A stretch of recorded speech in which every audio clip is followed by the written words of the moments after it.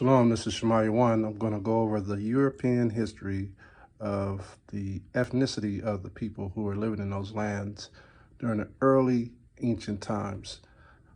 Okay, this book is called The Cultural Library with an Encyclopedic Index. So I'm going to turn the page, go inside this book here. Now I want you guys just to see what this old textbook that was circulated in the schooling system in the early 50s, what they said about the Grecian people. All right, and this says here that it was copyrighted by the Parents Magazine Enterprises Incorporated, 1959, 1960, 1961, 62, 63, and 65.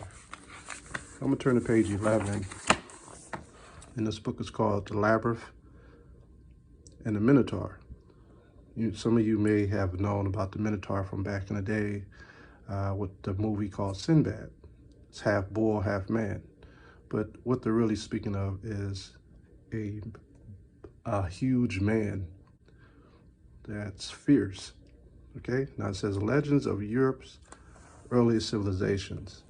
Look at this, it says, the first paragraph. The cradle of Western civilization lay elsewhere than on the continent of Europe. They lay elsewhere. The civilizations of Mesopotamia and Egypt were well advanced before similar developments occurred on the continent of Europe. Egypt came first, then Europe. The first European civilization developed on Crete, an island southeast of the Greek peninsula. So this is where it began. This is where Japheth lineage is. Crete is a narrow, mountainous island situated not very far from the continents of Asia and Africa. I'm gonna drop down here. By 2000 BC, a vigorous seafaring people had established themselves on Crete. There between 2000 and 1400 BC, now the 10 tribes took off around 1500 to 1400 from the Persian Empire. And they went to the four corners of the earth. Some went over to Arcerith, which is in America, but a lot of them stayed there. Some of them went into Europe, of the 10 tribes. It says, there between 2000 and 1400 BC, a great civilization developed, centered at the Cretan capital city of Knossos. The Cretans built great places, developed a flourishing art, and constructed fleets of merchants and war vessels. Ships from Crete sailed all over the eastern Mediterranean, from Asia Minor to Sicily. Modern scholars call this Cretan civilization Minoan, after a legendary Cretan king, Minos. See that? So remember what we read up here. European civilization developed on Crete. See that? And the king's name was Minos, of a Minoan people. Let's jump over here. It says, from the evidence of this palace and the Minoan art treasures that were discovered there and in other parts of the Eastern Mediterranean, it is possible to get some idea of this earliest European civilization.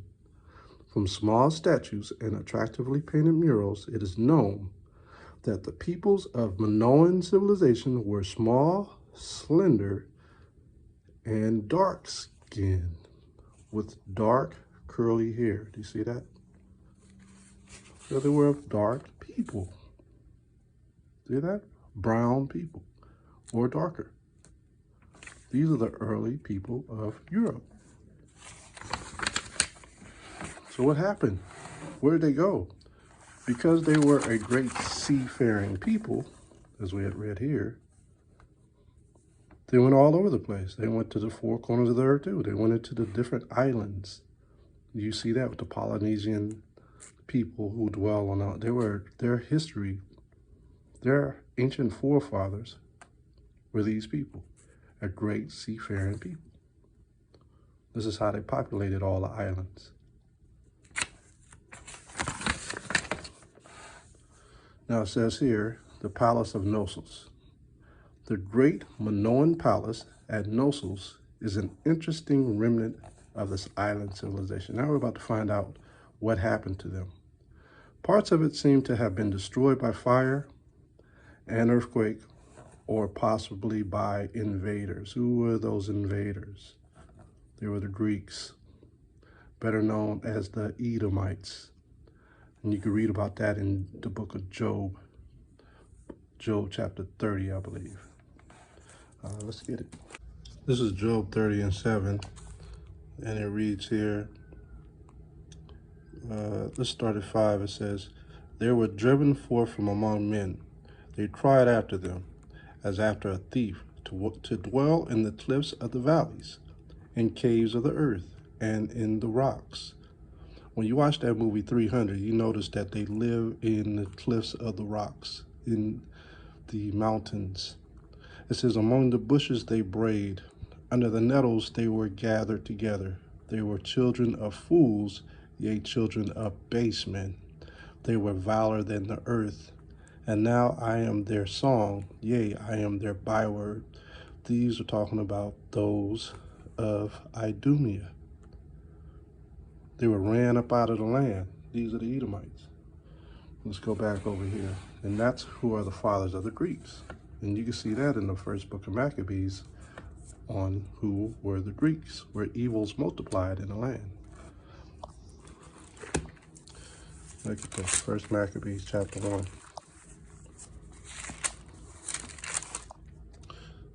This is First Maccabees chapter 1, and it reads, "And it happened after that Alexander, son of Philip the Macedonian, who came out of the land of Chittim, had smitten Darius." Who's Darius? The king of Persia. "And the Medes," that's Japheth, "that he reigned in his stead, the first over Greece." The first over Greece. You see that? So this is Esau. How do we know? Let's drop down here, verse 7. "So Alexander reigned 12 years and died, and his servants bare rule, every one in his place. When after his death they all put crowns upon themselves, so did their sons after them many years. And evils were multiplied in the earth." So it began with the Minoans, Minoan invaders, which were the Greeks. Let's jump over here. It says, according to the Greek legend, King Minoan's king kept a minotaur, that bullish man, a monster with the head of a bull and the body of a man, in labyrinth at Knossos. At periodic intervals, the king demanded from the Greek city-state of Athens a tribute that consisted of 7 young men and 7 maidens. They were chosen by lot and sent on a ship with black sails from Athens, that's Greece, to Knossos. When they reached Knossos, they were placed in the labyrinth as a sacrifice and killed and eaten by the Minotaur. When the time came for the third tribute to be sent to Knossos, an Athenian hero, Theseus, asked to be included among those sent. Upon arrival in Crete, Theseus and his companions were exhibited at the court of King Minos. The king's daughter, Arian, fell in love with Theseus and gave him a sword and some thread.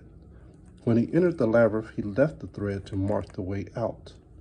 When he met the Minotaur, he killed the monster, or the man, with the sword Arian had provided. Then he escaped to Athens and became, what did he become? The 8th Athenian king. The Athenian king of Athens, who was a Greek. This was the Greek peninsula. Let's go over to page 13. This is when the Greeks took over the Minoans and took their heritage.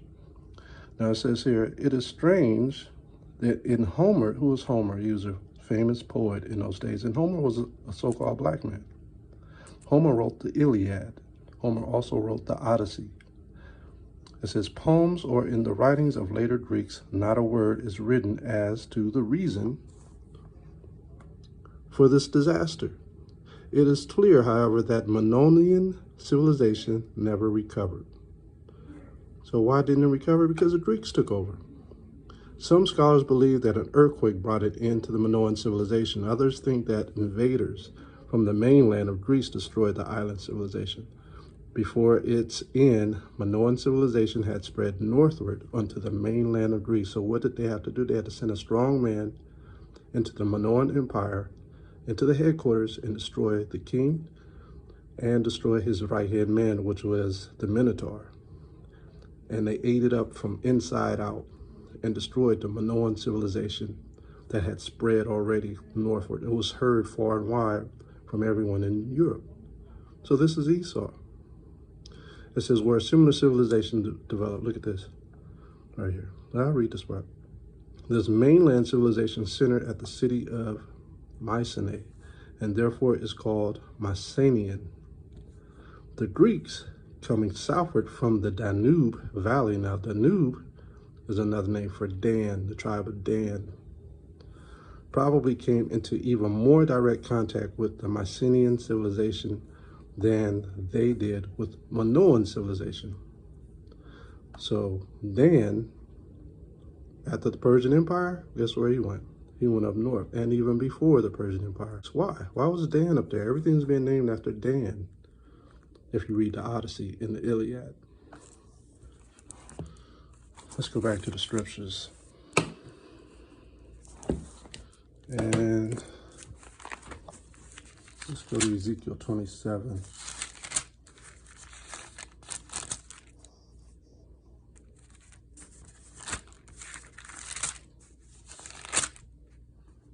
Ezekiel 27, and let's go to verse 19. And it reads here, Dan also and Javan going to and fro. Who is Javan? That's Japheth seed. Dan is the tribe of Dan from the tribes of Israel. Dan also and Javan going to and fro, occupied in thy affairs, the affairs of trade. Bright iron, cassia, and calamus were in their market. So Dan was a merchant, and he made an alliance with Javan. That's why a lot of the lands were named after Dan.